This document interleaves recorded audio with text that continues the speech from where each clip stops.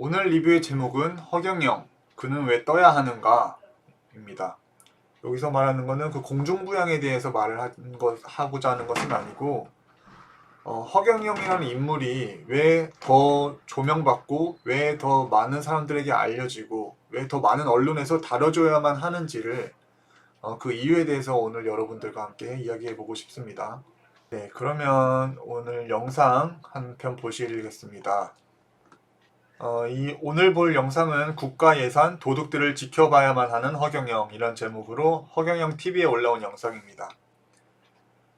지금 유튜브 알고리즘 자체도 문제인 게 뭐냐면은 예전에는 허경영 강연 치면은 허경영 강연이 딱 위에서 따다닥 나왔거든요. 뭐 허경영 988만 쳐도 허경영 강연 988회가 이제 나왔었는데 지금은 그렇지가 않아요. 제가 한번 검색해 볼까요? 허경영 예를 들어 1004회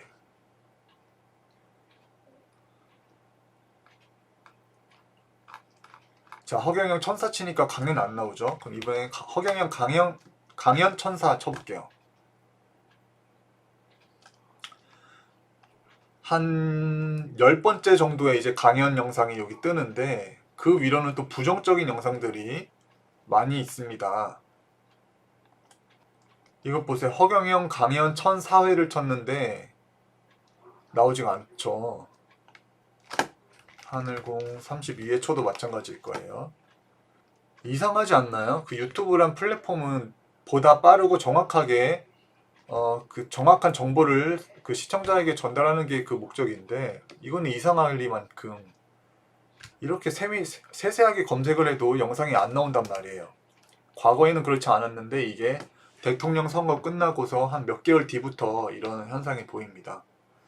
그러니까 왜 이런 일들이 일어나고 있는지 참 의아한 것들이 많은데 여러분들도 많이 답답하실 거고 이해가 안 되는 부분이 많습니다.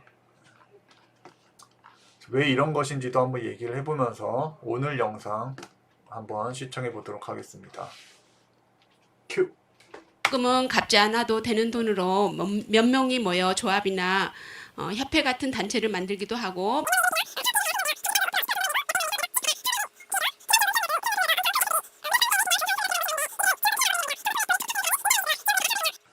이거 복지정책에 들어가는지 모르겠지만 이런 지원금 킬러들을 어떻게 생각하시는지요? 라고 허경영 총재님께 질문을 드렸어요. 지원금 킬러들을 어떻게 생각하시는지요? 앞으로는 지원금에 대한 돌아가신 서울시장이 5년간 7,111억이라는 돈을 시민단체한테 줬어요. 1조 원 정도 되죠? 그 시민단체한테 안 줘도 되는 돈이야. 여러분은 혹시 이 방금 말씀하신 것처럼 박원순 전 서울시장이 시민단체에게 5년 동안 7,111억을 지원했다는 것을 알고 계셨나요? 아마 대부분의 여러분들, 저를 포함한 여러분들은 모르셨을 겁니다.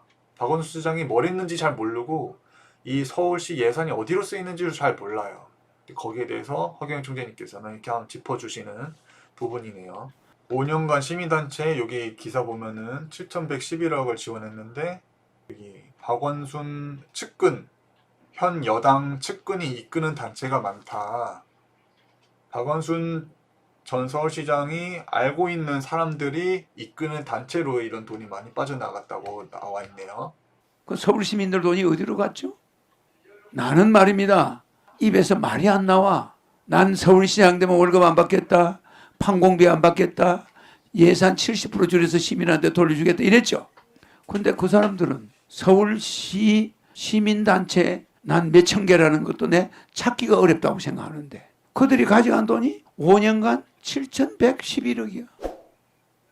적은 돈 아닙니다. 그 무슨 명목으로 줬느냐 그 단체들한테. 만약에 그 돈의 흐름을 파악한다면 졸도하겠죠. 국가의 돈을 연구비다 뭐다 출산하는데 출산은 줄어드는데 출산 예산은 250조가 들어갔어. 이상하지 않소? 아니 금년에 우리가 출산하는데 돈이 50조가 들어갔다. 40조가 들어갔다면 이해가 갑니까? 한 사람 앞에 1억 5천만 원 꼴이야. 그거 줬나요? 안 줬어요. 무슨 연구비, 지원비, 이런 식으로 빠져나간다는 거. 그거는 국가기관과 그들이 무슨 커넥션이 있는 것처럼 그런 사람들이 탁탁탁탁탁 포진해가지고 그 돈을 착착착착착 뽑아가. 그 사람들은 공무원들 보면 예산은 언제쯤 결정나죠? 이번에 몇 달쯤 결정, 그래요? 알았어요. 연구 보고서가 차차차차차차 올라가. 돈이 우르르 빠져나가. 이거 나랍니까? 여러분들 허경영을 한번 쓰라고 하죠. 대한민국의 허경영을 한번 쓰면 감사원 감사 필요할까? 지금 이 사회에서 국가 예산이 낭비되는 실태에 대해서 너무나도 명철하게 말씀을 해주시는 부분입니다. 15년에서 20년 사이 동안 저출산 극복을 위해서 쓰인 국가 예산이 250조가 넘었다고 합니다. 작년 한 해만 해도 45조가량이 저출산을 위해서 이제 쓰였다고 하는데요. 이게 그냥 46조, 50조 이렇게 하니까는 그 금액이 얼마나 큰지 감이 잘 안 올 수도 있는데, 제가 최근에 그 에너지 관련된 책을 보면서 그 천연가스 공급에 대한 그 부분을 보다 보니까 이제 러시아 같은 경우 천연가스를 여러 나라로 이제 수출을 하잖아요. 우리 대한민국도 앞으로는 그 천연가스에 대한 비중이 높아질 거다.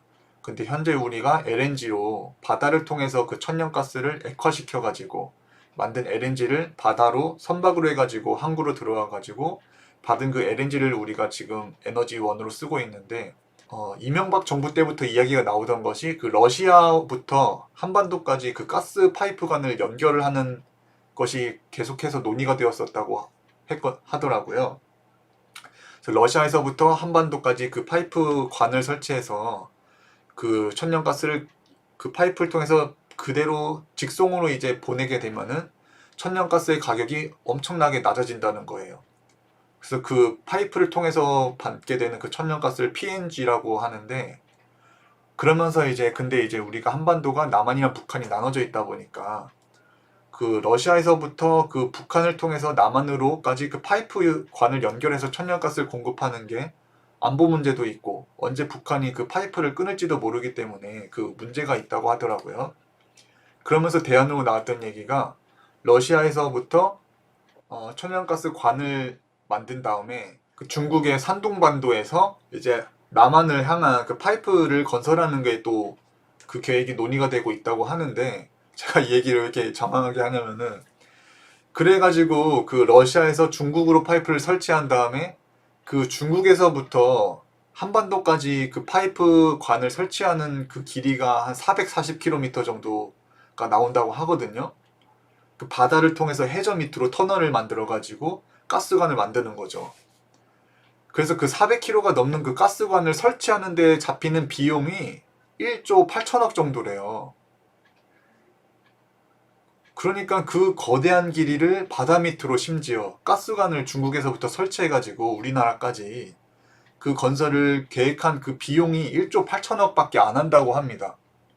그럼 그 46조라는 그 어마어마한 그 저출산을 위해 책정된 금액은 어디에 쓰였냐는 거죠.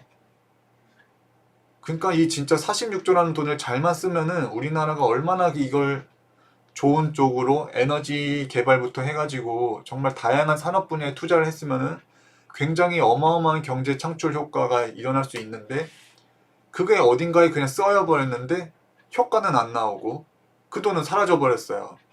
이거를 근데 더 문제는 국민들은 잘 모른다는 거예요. 국민들은 이런 걸 알고 싶어 하지도 않고, 이 예산이 이렇게 나갔는데 이게 어떻게 이렇게 빠져나갔느냐, 그 문제 원인은 무엇이고 그 배후에 누가 있느냐, 이런 거를 언론에서 절대 안 밝혀준단 말이에요. 그래서 우리는 생업이 바쁘고 일에 치여가지고 이 국가 재정이 어떻게 운영되는지 잘 모른단 말이에요.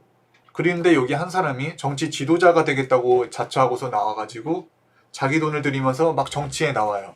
그러면서 하는 말이 국가 예산이 도둑질 당하고 있다. 여러분들의 돈이 도둑질 당하고 있다. 이것들만 잡아내면은 그 돈들 우리에게 돌아가가지고 우리가 잘 살 수 있다. 라는 게 허경영 총재님께서 주장하시는 거란 말이에요.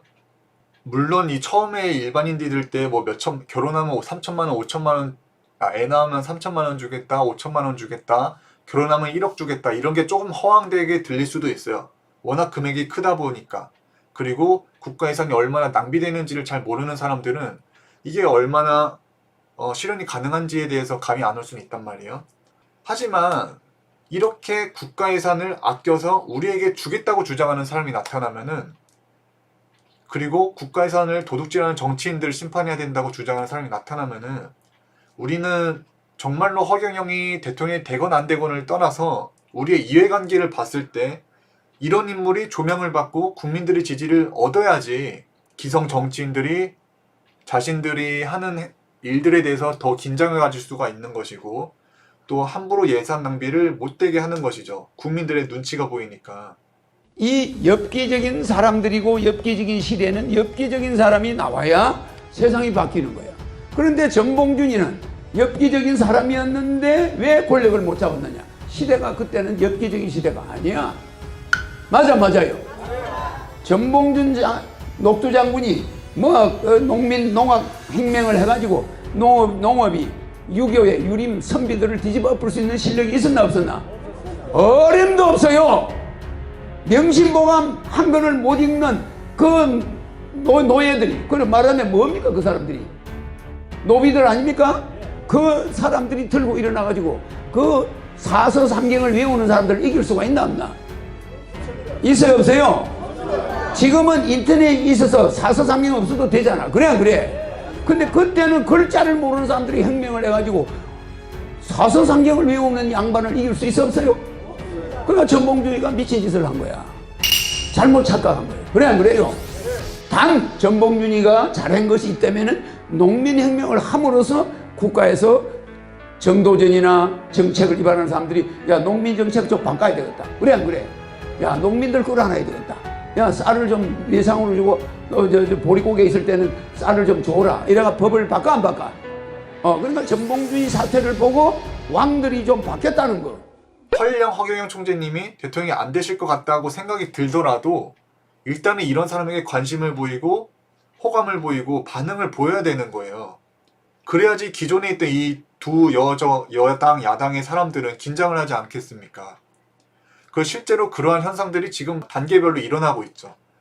예전에 허경영 돈 줘야겠다 하면 허황되다고 했지만 점점 사람들이 그거 말이 되는 것 같아.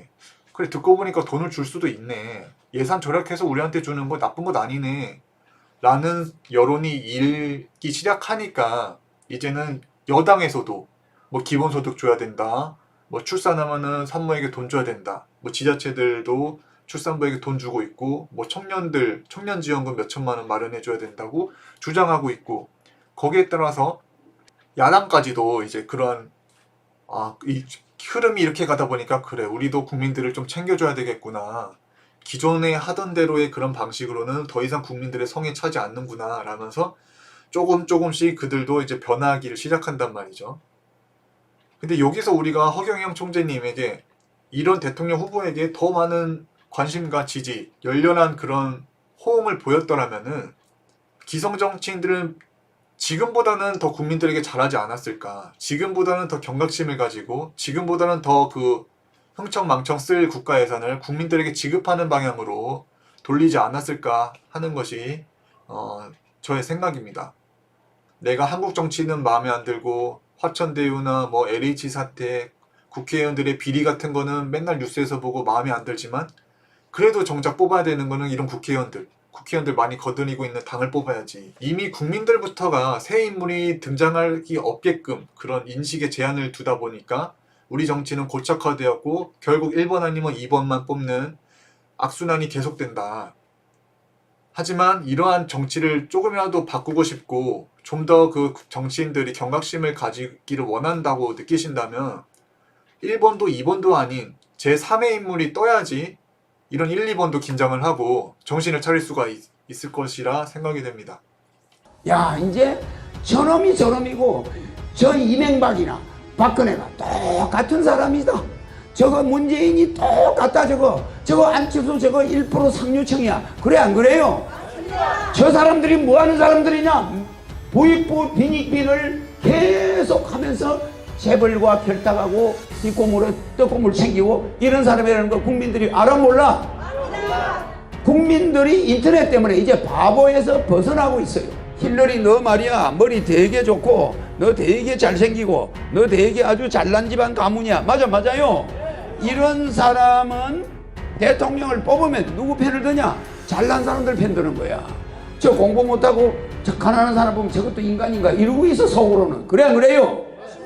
그래서 여러분 이 영상을 보고 있는 안티분들도 계시겠지만 안티여도 상관이 없어요. 여러분들이 결국 허경영 대통령이 안 된다고 생각해도 상관없어요. 그런데 일단은 이런 제3의 인물이 조명을 받고 이런 사람도 정치에 진입해서 많은 인기를 얻을 수 있다는 것을 일반 정치인들이 알아차리기 시작해야지 비로소 우리 정치는 변혁될 수 있고 정치인들 또한 그런 변화가 찾아올 수가 있다. 나머지 영상도 좀 더 보겠습니다. 대한민국은 깨끗해져 버려요. 모르는 게 없어. 모르는 게 돈 새 나가는 데를 모르는 데가 없다고. 모르는 데가. 말씀하셨죠. 내가 대통령이 되면은 돈 새는 거 다 사라진다. 나는 돈 새 나가는 걸 어디가 새 나가는지 모르는 곳이 없다라고 말씀하셨는데 아까 저희가 유튜브 채널 검색하면서도 봤잖아요. 허경영 총재님께서 정말 많은 탄압을 예전부터 계속해서 겪고 계신데 왜 그러면 이렇게 탄압을 받냐? 그 이유가 바로 돈 세는 거를 모르는 게 없기 때문에 만약에 혹시라도 허경영이 대통령이 돼서 정권을 잡은다면 그동안 자신들이 저질러온 그런 만행들이 다 밝혀질 것이고 그것에 의한 죄를 추궁받을 것을 알기 때문에 이 기성 정치인들 허경영의 등장이 너무나도 꺼려지는 것이죠. 그렇기 때문에 계속해서 언론에서는 허경영을 허황되다, 사기꾼이다, 말도 안 되는 공약이다 라고 계속해서 몰아가는 거고 언론과 그 정치인들이 결탁해서 이런 제3의 인물이 나오기를 저지하는 거라고 생각이 됩니다. 허경영 총재님의 그 명언 있잖아요. 국가에 돈이 없는 것이 아니라 도둑놈이 많은 것입니다. 이 말부터가 이미 그 너무나 많은 실현과 탄압이 예고된 것 아닌가 생각이 듭니다. 그 말들은 국민들은 모두가 다 동감하고 다 맞는 말이라고 하잖아요. 국가에 정말 도둑놈이 많다고. 그러니까 그렇게 정말 국가의 실세를 쥐고 있고 도둑질을 하고 있는 많은 세력을 적으로 둘 수밖에 없는 발언을 하면서 예전부터 지금까지 국가 예산을 국민들에게 주겠다고 주장하신 게 허경영 총재님이십니다. 네, 더 보겠습니다. 30년간 대통령을 나가면서 우리나라 돈 새 나가는 것만 다 알고 있어. 그래 안 그래요? 그래도 한 번도 구체적으로 따지지 않아. 떠들지 않아. 내가 무슨 실권을 잡아야 그게 힘이 있지. 떠들면 뭐하노? 와, 30년 동안 대선을 나오시고 정치계에서 활동하시면서 얼마나 많은 비리를 봐오셨고 얼마나 그 속 터지고 답답한 것들을 많이 겪으셨을까요? 이미 20대 시절에 삼성의 기업 운영에 참여하셨고 박정희 대통령의 비밀보좌관으로서 이제 활동하시면서 이미 국가가 얼마나 그 큰 우여곡절과 박정희 대통령의 그 눈물과 고통 속에서 이렇게 나라가 이렇게 우뚝 세웠는지를 이미 다 보고서 크신 허경영 총재님이신데 이렇게 우뚝 세운 국가의 그 예산들이 엄한 사람들에게 빠져나가고 일로 가면 안 되는데 하면서도 국가는 자꾸 해서 망하는 방향으로 가고 이렇게 출산 수당을 지급해서 저출산 문제를 해결해야 되는데 계속해서 국가의 관료들은 그 말에 귀를 기울이지 않고 자신들 일하기에 바쁜 이렇게 긴 시간 동안 이러한 것들을 보면서 국가가 무너져가고 있는 모습을 바라보고 있어야 할 허경영 총재님의 그 마음은 어떠셨을까. 그러면서 정말 대단하다고 정말 느끼는 거는 고통을 심적인 내적인 고통을 겪으셨음에도 불구하고 절대 다른 후보나 어떤 정치인, 대통령, 지도자를 비난하지 않는다는 것입니다. 이렇게 뛰어나고 이렇게 성견지명이 있고 이렇게 해안이 있으신 분인데 그러면 분명히 딱 저 사람이 어떤 말 한마디만 하는 걸 봐도 그 사람이 대략 어떤 레벨이고 어떤 의식 구조를 가지고 있는지를 다 보실 거란 말이에요. 그러한 사람들이 국가 예산을 조물조물 하는 것을 이렇게 보면은 얼마나 속이 터지고 이렇게 처단하고 싶고 심판하고 싶어 할까. 근데 그러한 내색도 일체 없으신 채 절대 타 정치인들에 대한 비방은 없이 오로지 자신의 공약과 정책들만 국민들에게 계속해서 제시하고 계신다는 것이 그 인내력과 그런 포용력 그런 것부터가 이미 기존의 정치인들과는 너무나 다른 레벨이다. 이런 분이 정말 그 왕이 되어야 되고 대통령이 되어야 될 그런 분이지 않나 그런 생각이 듭니다. 이래 앉아있지만 억장이 무너져서 말이 안 나와. 네. 봤죠? 출산을 위해서 10년간 쓴 돈 그거 현금으로 줬으면 산모 하나에 1억씩 돌아가. 근데 그게 연구비다 뭐다 이해가죠? 실제 출산이 늘어났나 연구해가지고 안 늘어나는데 예산은 국방 예산이 50조인데 성인지 예산이 35조야. 남녀 평등을 위해서 35조를 쓴다는 거야. 그쵸. 저출산 예산도 말도 안 되는데 거기에 더해서 성인지 예산 30몇 조. 아까 말씀드렸죠. 그 중국에서부터 우리 남한까지 가스관을 연결하는 데 드는 건설 비용이 1조 5천억 정도가 1조 5천억인지 8천억인지가 책정이 되었다고 하는데 거기에 몇 배에 달하는 예산이 어디에 쓰이는지 모른 채 사라졌다는 거예요. 이게 뭡니까? 출산 예산이 40조야. 이게 뭡니까? 이거 저출산 예산 올해 46조 원인데 직접 지원은 OECD 평균도 못 미친다. 46조를 썼는데 이 돈을 직접 받은 거는 OECD 평균도 안 된다. 정말 의아한 부분이네요. 말이 안 되는 부분이죠. 그렇기 때문에 이렇게 발언하고 이런 문제점을 지적하는 허경영 총재님 같은 분이 보다 더 언론에 다뤄져야 되고 보다 더 국민들이 더 힘을 실어주고 응원을 해줘야 되는 거예요. 이게 말이 안 되는 상황이잖아요. 어떻게 저출산을 이렇게 썼는데 직접 지원받은 것도 평균 이하라고 나와. 나 저런 질문 보면 머리가 뒤틀 아주 지진이 나요. 알겠죠?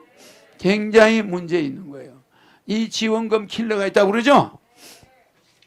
이들은 지원금 킬러라고 불리죠. 그죠? 정부 지원금 타내는 기술자들이 있어. 나는 그 루트를 알죠? 차단하겠어요.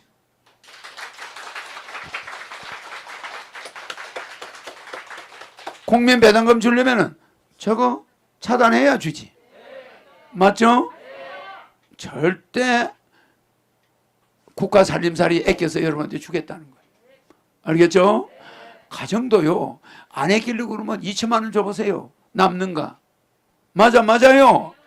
여러분 집주마다 2천만 원 줘봐. 뭐 펑펑 써제끼려면 모자라지.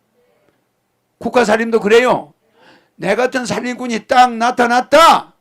살림살이가 남아 돌아가 20만 원만 써도 나머지 1880만 원 남아요. 1980만 원 남아요. 20만 원만 써도. 그래 안 그래? 엉뚱한 데다 돈 쓰지 않도록 하려면은 허경영이가 좀 필요하죠. 그건 알아서 해요. 네, 말씀하셨어요. 엉뚱한 데에다 돈 안 쓰려면 허경영이 필요하다. 그런 것 같아요.